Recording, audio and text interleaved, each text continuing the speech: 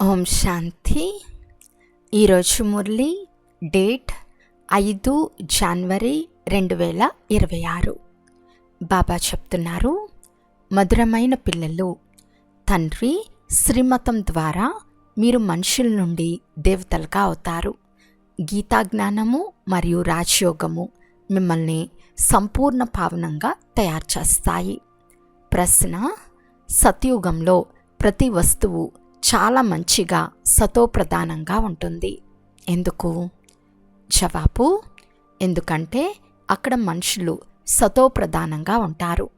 మనుషులు మంచిగా ఉంటే సామాగ్రి కూడా మంచిగా ఉంటుంది. మనుషులు చెడుగా ఉంటే సామాగ్రి కూడా నష్టకారకంగా ఉంటుంది. సతోప్రధాన సృష్టిలో అప్రాప్తమైన వస్తువేది ఉండదు. ఏ వస్తువు ఎక్కడి నుండి తెప్పించవలసిన అవసరం ఉండదు. ఓం శాంతి. బాబా ఈ శరీరం ద్వారా అర్థం చేయిస్తున్నారు.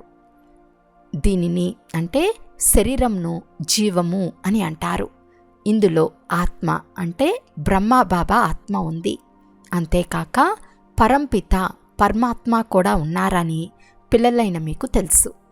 మొట్టమొదట ఇది పక్కా అవ్వాలి. అందుకే వీరిని దాదా అని కూడా అంటారు. ఈ నిశ్చయం పిల్లలకు ఉంది. మీరు ఈ నిశ్చయంలోనే రమించాలి, అంటే ఆనందపడాలి. బాబా ఎవరిలో ప్రవేశించారో అనగా అవతరించారో వారి కొరకు స్వయంగా తండ్రి ఇలా చెప్తున్నారు, నేను ఇతని అనేక జన్మల అంతిమ జన్మలో, అది కూడా అంతిమ సమయంలో వస్తాను. ఇది సర్వశాస్త్ర శిరోమణి గీతా జ్ఞానమని పిల్లలకు అర్థం చేయించబడింది. శ్రీమతము అనగా శ్రేష్టమైన మతము. సర్వోన్నతుడైన భగవంతునిదే సర్వశ్రేష్టమైన మతము. వారి శ్రీమతం ద్వారానే మీరు మనుషుల నుండి దేవతలుగా అవుతారు. మీరు భ్రష్ట మనుషుల నుండి శ్రేష్ఠ దేవతలుగా అవుతారు. దీని కొరకే మీరు ఇక్కడకు వచ్చారు. మిమ్మల్ని శ్రేష్టాచారులుగా నిర్వీకార మతానికి చెందిన దేవీ దేవతలుగా చేసేందుకే నేను వచ్చానని తండ్రి స్వయంగా చెప్తున్నారు. మనుషుల నుండి దేవతలుగా అవ్వటము అంటే ఏమిటో కూడా మీరు అర్థం చేసుకోవాలి. మిమ్మల్ని వికారీ మనుషుల నుండి నిర్వీకారి దేవతలుగా చేసేందుకే నేను వస్తాను. సత్యుగంలో కూడా మనుషులే ఉంటారు, కానీ వారు దైవీ గుణాలు గలవారు. ఇప్పుడు కలియుగంలో అసురీ గుణాలు గల మనుషులున్నారు. అది ఇది అంతా మనుషు సృష్టియే, కానీ అది ఈశ్వర్య బుద్ధి, ఇది అసురీ బుద్ధి. అక్కడ జ్ఞానము, ఇక్కడ భక్తి ఉంటాయి. జ్ఞానము భక్తి ఈ రెండు భిన్నమైనవి కదా. భక్తి గ్రంథాలు ఎన్ని ఉన్నాయి, జ్ఞాన పుస్తకాలు ఎన్ని ఉన్నాయి. తండ్రి జ్ఞానసాగర్లు. ఎవరైతే ధర్మస్థాపన చేస్తారో వారి పుస్తకం ఒకటి ఉండాలి. దానిని ధార్మిక గ్రంథమని అంటారు. మొదటి ధర్మ గ్రంథము గీతా, శ్రీమద్ భగవద్గీత. మొదటి ధర్మం ఆది సనాతన దేవీ దేవతా ధర్మమని, హిందూ ధర్మమని కాదని, గీతా ద్వారా హిందూ ధర్మం స్థాపనయిందని, గీతను కృష్ణుడు గానం చేశారని భావిస్తారు. ఎవరినైనా అడిగితే పరంపరగా కృష్ణుడే గానం చేశాడని అంటారు. శివ భగవాను వాచ అని ఏ శాస్త్రంలోనూ లేదు. శ్రీమత్ కృష్ణ భగవాను వాచ అని రాసేశారు. ఎవరైతే గీతను పఠించి ఉంటారో వారికి సహజంగా అర్థమవుతుంది. ఈ జ్ఞానం ద్వారానే మనుషుల నుండి దేవతలుగా అయ్యారని ఇప్పుడు మీరు అర్థం చేసుకున్నారు. ఆ జ్ఞానాన్ని ఇప్పుడు తండ్రి మీకు ఇస్తున్నారు. రాజయోగాన్ని నేర్పిస్తున్నారు. పవిత్రతను కూడా నేర్పిస్తున్నారు. కామము మహాశత్రువు. ఈ శత్రువుతోనే మీరు ఓడిపోయారు. మళ్ళీ ఇప్పుడు దీనిపై విజయాన్ని పొందటం ద్వారా జగజ్జీతులుగా అనగా విశ్వానికి అధిపతులుగా అవుతారు. ఇది చాలా సహజము. అనంతమైన తండ్రి కూర్చుని ఇతని ద్వారా మిమ్మల్ని చదివిస్తున్నారు. వారు సర్వాత్మల తండ్రి. బ్రహ్మ మనుషులందరికీ అనంతమైన తండ్రి. ఇతని పేరే ప్రజాపిత బ్రహ్మ. బ్రహ్మ తండ్రి పేరేమిటి అని మీరు ఎవరినైనా ప్రశ్నిస్తే వారు తికమక పడతారు. బ్రహ్మ, విష్ణు, శంకర్లు రచన. మరి ఈ ముగ్గురికి ఎవరో ఒక తండ్రి అయితే ఉంటారు కదా. ముగ్గురికి తండ్రి నిరాకార శివుడని మీరు చూపిస్తారు. బ్రహ్మ, విష్ణు, శంకరులను సూక్ష్మవతనంలోని దేవతలుగా చూపిస్తారు. వారికి పై భాగాన శివుడు ఉన్నారు. శివబాబా పిల్లలైన ఆత్మలందరికీ తమదైన శరీరం తప్పకుండా ఉంటుందని పిల్లలైన మీకు తెలుసు. వారు సదా నిరాకారులు, పరంపిత పరమాత్మ అయ్యారు. ఆ నిరాకార పరంపిత పరమాత్మకు సంతానమని పిల్లలైన మీకు తెలుసు. ఆత్మ శరీరం ద్వారా పరంపిత పరమాత్మ అని అంటుంది. ఇవి ఎంతో సహజమైన విషయాలు. వీటినే మొట్టమొదటి విషయాలని అల్ఫ్ అంటే తండ్రి, బే అంటే ఆస్తి అని అంటారు. చదివించేవారు ఎవరు? గీతాజ్ఞానాన్ని ఎవరు వినిపించారు? నిరాకార తండ్రి. వారిపై కిరీటం మొదలైనవేవీ లేవు. వారు జ్ఞానసాగర్లు, బీజరూపులు, చైతన్యమైనవారు. మీరు కూడా చైతన్యమైన ఆత్మలు కదా. వృక్షాలన్నిటి ఆది మధ్యాంతాల గురించి మీకు తెలుసు.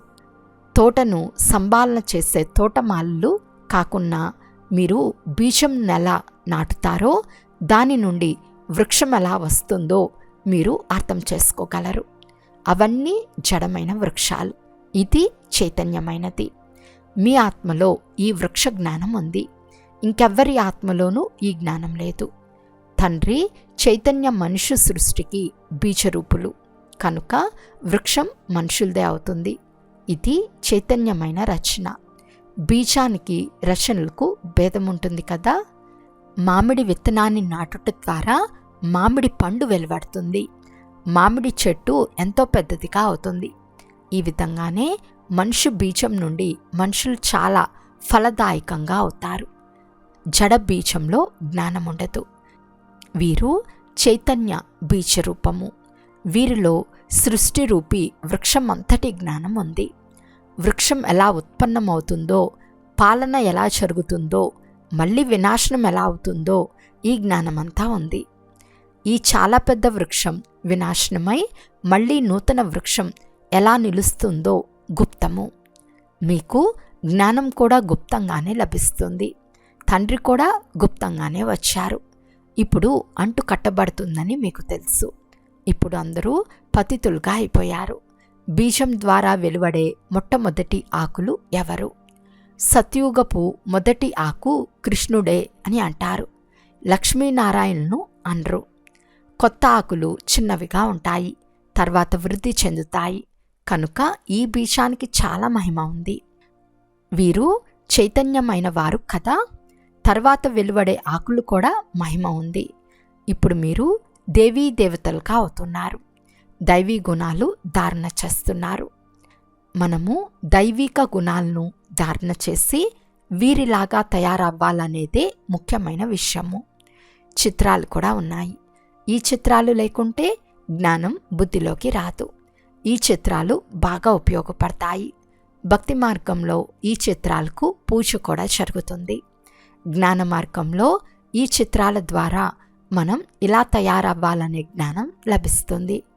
భక్తి మార్గంలో మనం ఎలా తయారవ్వాలని భావించరు. భక్తి మార్గంలో అనేక మందిరాలను నిర్మిస్తారు. అందరికంటే ఎక్కువ మందిరాలు ఎవరివి ఉంటాయి?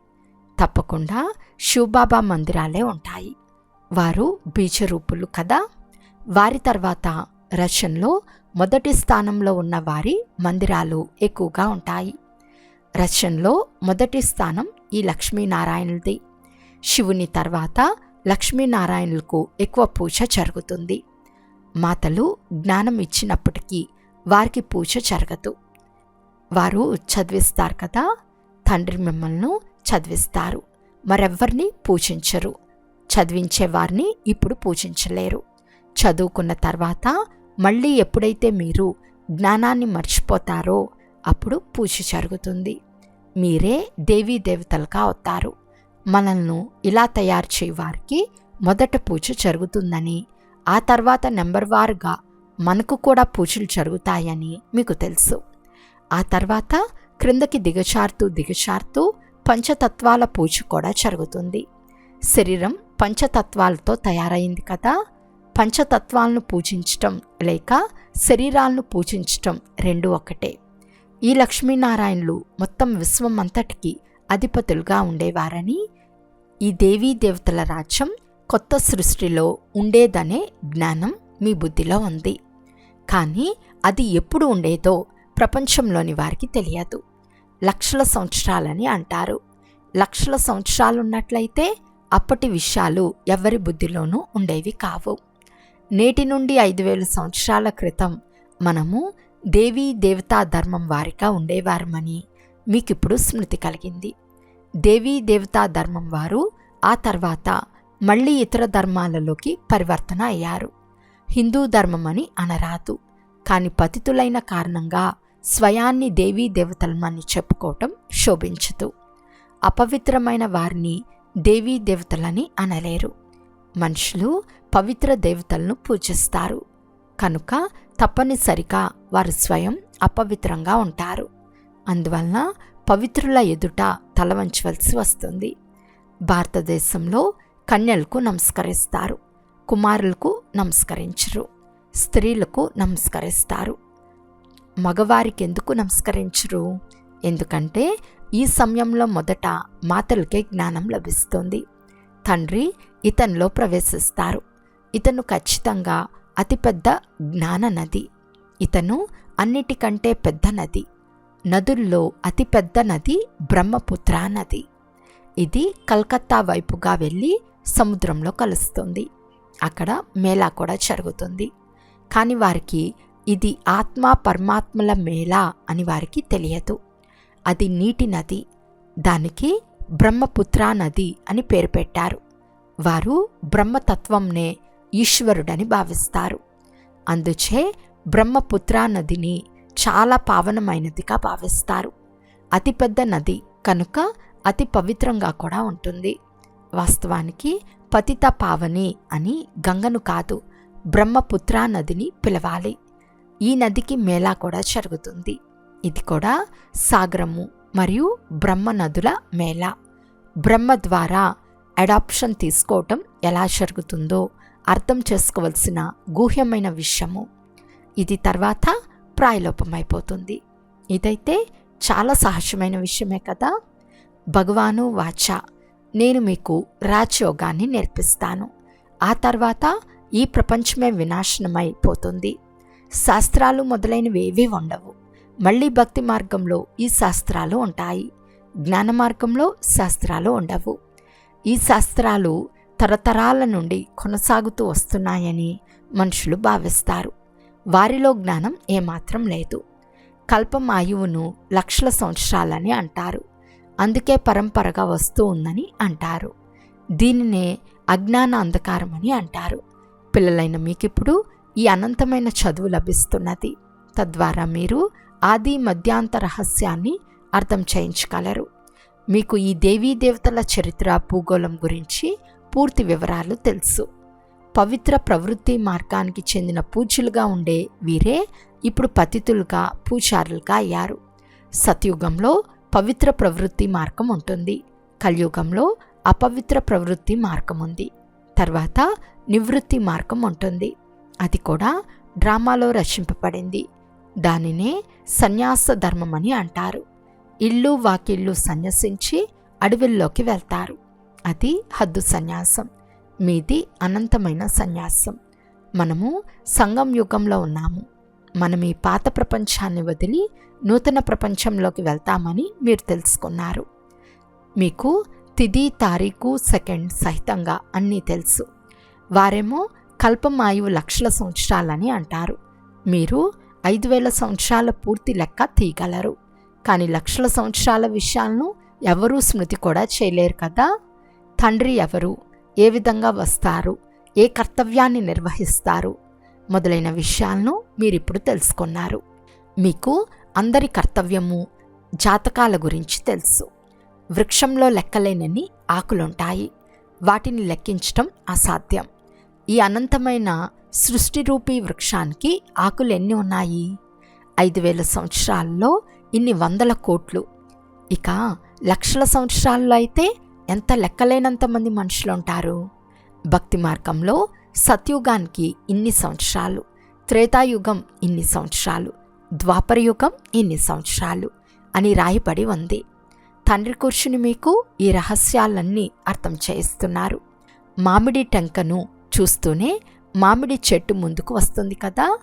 ఇప్పుడు మనుష్య సృష్టి బీజరూపుడు మీ ముందున్నాడు.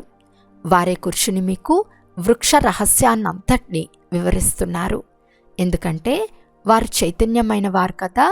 ఇది మన తలక్రిందులుగా ఉన్న వృక్షమని తెలుపుతున్నారు.